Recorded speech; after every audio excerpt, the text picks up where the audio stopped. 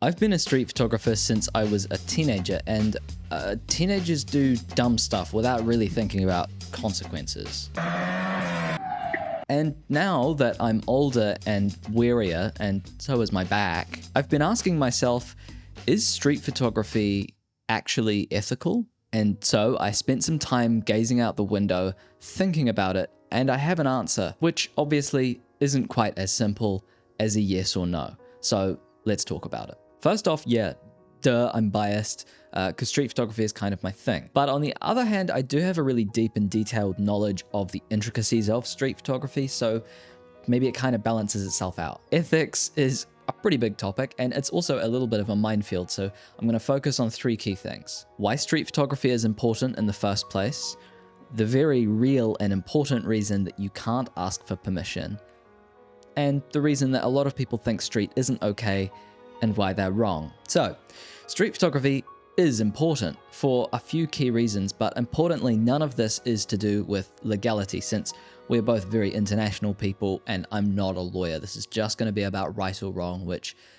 in my experience sometimes doesn't line up with what the law says. When you pop out for a walk with your camera in the mindset of street photography, what you might not realize is that you're not just taking photos for Instagram. You're documenting the world for future generations, and that's obviously super important. But what a lot of anti-street people might say to that is, we've got enough of that already. I think that's a bit of a rubbish argument, because it's the same logic as your vote not counting because everybody else does, when we all know your vote really counts. Also, you're not taking the same photos as everybody else, you're documenting the world from your eyes, making your unique perspective heard.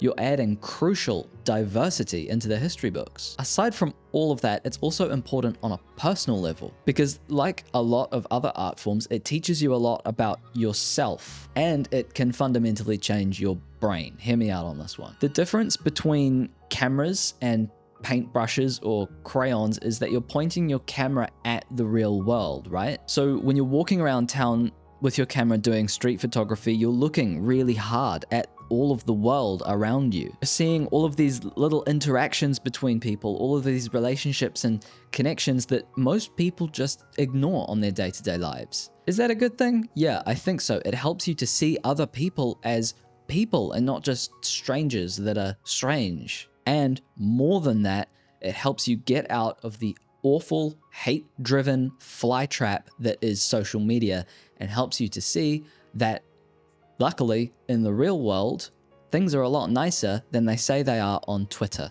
Plus, you'll have an absolutely mental step count. Now, here's where you're probably thinking, that's all well and good, but why can't you do all of that but just ask for permission? Well, here's why. When you ask somebody for permission to take their photo, it fundamentally changes the way they look. They're holding themselves in a different way. They're posing like they're doing what they were doing, not just doing what they were doing. People being aware that they're being photographed is going to dramatically change the authenticity of the photo you were trying to take. And if you look at the way that street scenes are photographed, like these examples, think about how long it would take to run around and ask every single person in that whole shot if they're okay with being in a photo.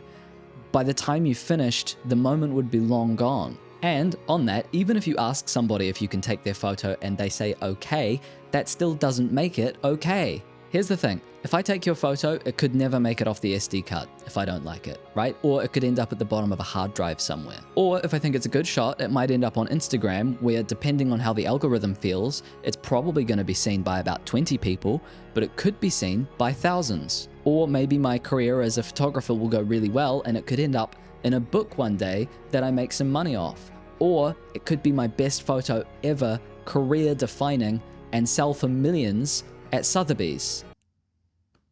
That's unlikely, but it would mean a lot if you help me out with some of those goals, so feel free to subscribe. So you can see it's kind of impossible to give informed consent for a street photo, because unlike a news photo, the usage and potential reach of that photo is so much more unpredictable and ambiguous. To top all of that off, on an average day of street photography, I might walk from 6 to 8 hours doing 30 or 40,000 steps, and importantly, take 500, 600, 700 photos. Personally, I think interrupting potentially thousands of strangers a day to try to get their consent when they're caught off guard and don't fully understand what I'm doing is probably more harmful than just shooting candids. Now, you might disagree, and that's absolutely fine, but I think a big chunk of the people who don't agree with candids might find this interesting.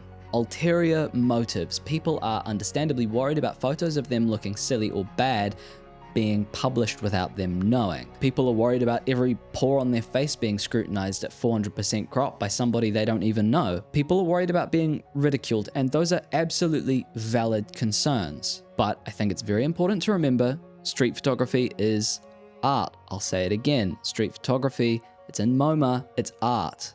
And the people who make it are artists. I think it's incredibly important that we trust artists. I'm not a very good one, but the great ones can change the world. Mozart, Da Vinci, Van Gogh, Frank Lloyd Wright, Warhol, Barbara Kruger, Britney Spears. The catch with artists, though, is until they do what they're trying to do, a lot of the time it can be pretty confusing to watch them do it. It can be nearly impossible to understand those artists' process, and that's what makes them great. They're thinking on a completely different level to us. That's why I think it's important to take a deep breath and trust the artists.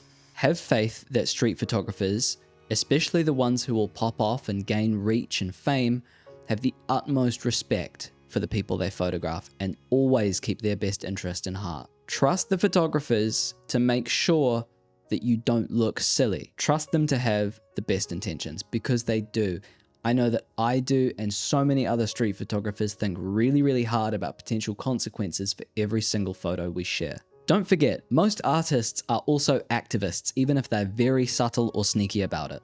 And if there's one thing the photography community doesn't tolerate, it's bad behavior. And so anyone who does put a toe over the line and shoots candids irresponsibly is sharply corrected by the rest of us. I think the more we assume the best and not the worst in artists, the better the art can be, the more free it can be, the more boundaries it can push, and the more the world might change for the better. So yeah, I think street photography is okay, actually. I think it's quite important.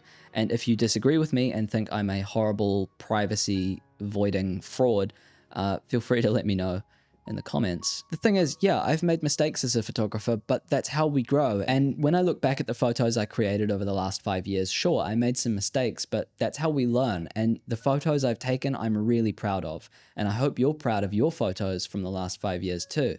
It'll be interesting to see where this goes over the next 5 for both of us. So stay hydrated and create art.